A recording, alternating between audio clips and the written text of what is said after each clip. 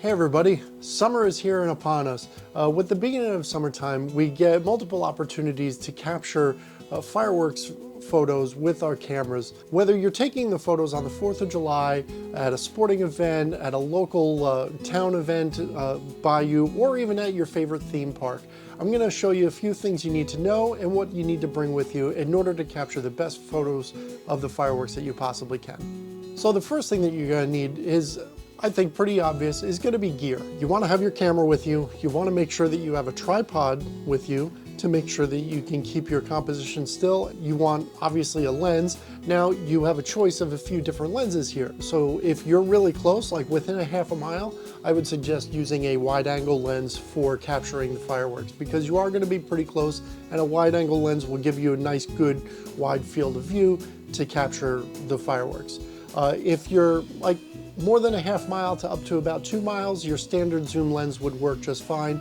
If you're more than 2 miles or even pretty far away, a telephoto zoom would be nice as well. You could also use that to help compress things in your scene. The nice to haves with this are also going to be things like a remote trigger, whether you have a wired or wireless remote trigger. If you have a trigger app like the Pluto trigger, you can use that as well. Having a place to sit, so if you have like a little camp stool or something with you, bring that along, because at least this way you can be comfortable while you're taking your photos. And the last thing is having some extra memory cards and some extra batteries are also helpful. Some fireworks displays are only 10 minutes long, some are 20, 25, 30 minutes long. So you're going to be there for a while capturing a lot of photos. You want to make sure that you have your batteries charged, your cards are ready to capture photos, and then have spares in case you need them.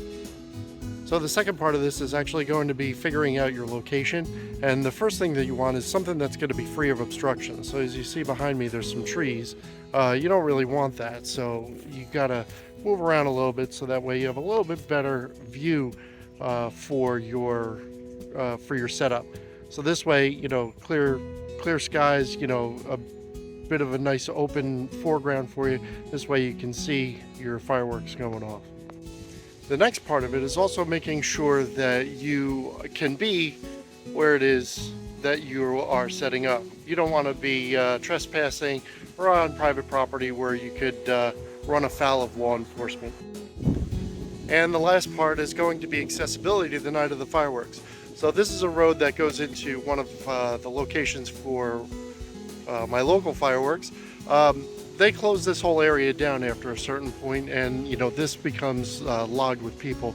So you have to make sure that you have access to it, but also arrive early enough so that way you don't end up losing your spot.